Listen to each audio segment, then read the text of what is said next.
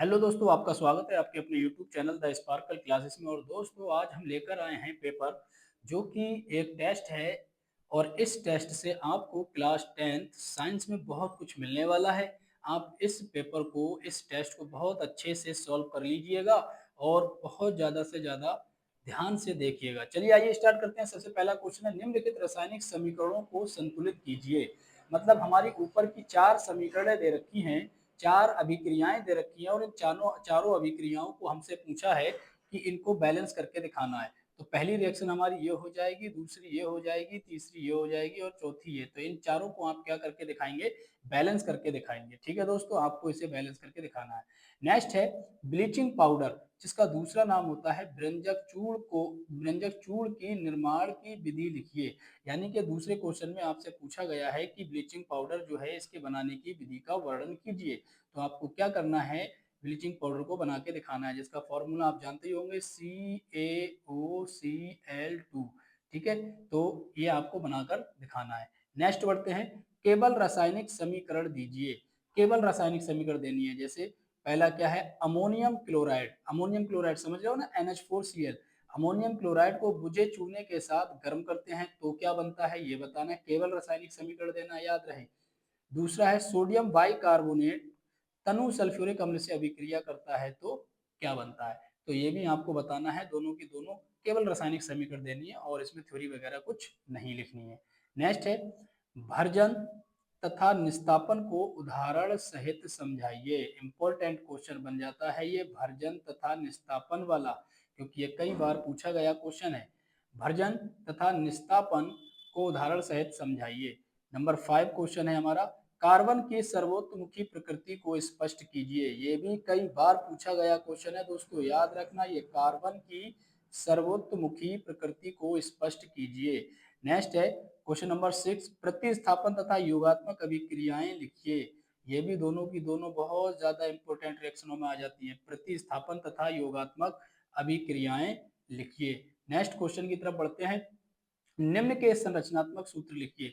Methanoic अम्ल, यहाँ पर नाम दे रखा है, ये IUPAC नाम है। और IUPAC नाम को हमको काय में बनाना है? संरचनात्मक, मतलब इनका यौगिक बनाकर दिखाना है।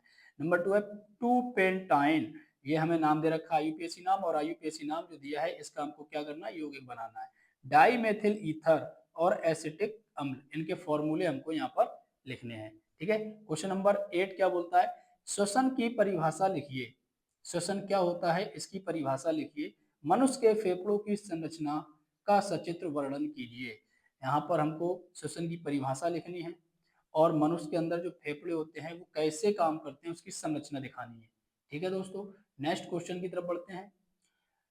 पादपों में जल संवहन का सचित्र वर्णन कीजिए। आपको दिखाना है प्लांट्स के अंदर जो पानी होता है वो कैसे परिवहन करता है, पानी कैसे पूरे प्लांट में जाता है, उसका एक डायग्राम हमसे पूछा गया है। क्वेश्चन नंबर 10, नेफ्रॉन का सचित्र वर्णन बनाइए या सचित्र नेफ्रॉन का चित्र बनाइए। नेफ्रॉन क्या होता है? जो हमारी किडनी होती है, किडनी के अंदर वाला जो पार्ट होता है वो नेफ्रॉन कहलाता है। तो नेफ्रॉन का यहाँ पर हमसे क्या पूछा है? डायग्राम पूछा है। क्वेश्चन नंबर 11, एक तंत्रिका तंत्र या फिर तंत्रिका सेल, तंत्रिका कोशिका, जो कि हमारा तंत्रिका तंत्र जो होता है उसके अंदर एक सेल होती है, उसको न्यूरॉन बोलते हैं। तो न्यूरॉन की यहाँ पर हमसे क्या पूछी है? संरचना पूछी है और इसके कार्य भी पूछे हैं। नेक्स्ट है question number 12, very very important question बन जाता है क्योंकि ये कई बार पूछा गया है। प्रतिवर्ती चाप का नामांकित चित्र बनाइए। प्रतिवर्ती चाप, ठीक है, इसका हमको क्या करना है? डायग्राम बनाना है।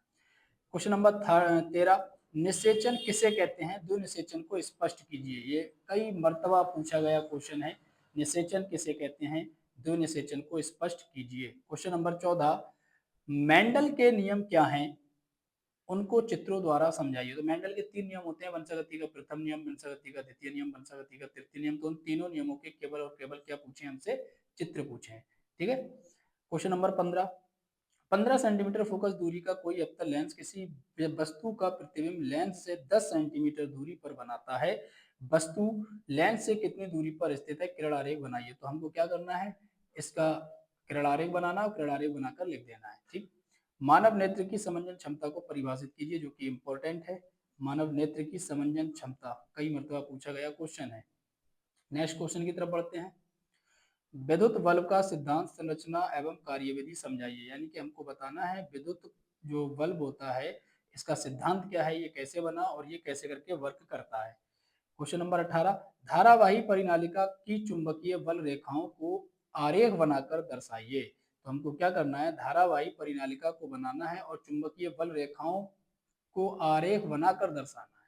ठीक है। नेक्स्ट है हमारा क्वेश्चन नंबर 19, खाद जाल तथा खाद आहार में अंतर बताइए।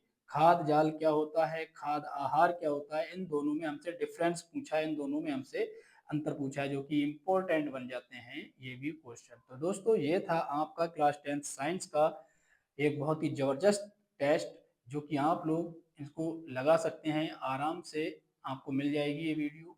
तो अगर आपको वीडियो अच्छी लगी हो तो प्लीज़ चैनल को सब्सक्राइब करें, लाइक करें और शेयर करना ना भूलें। मिलते हैं दोस्तों नेक्स्ट वीडियो में, जब तक के लिए जय हिंद, जय भारत।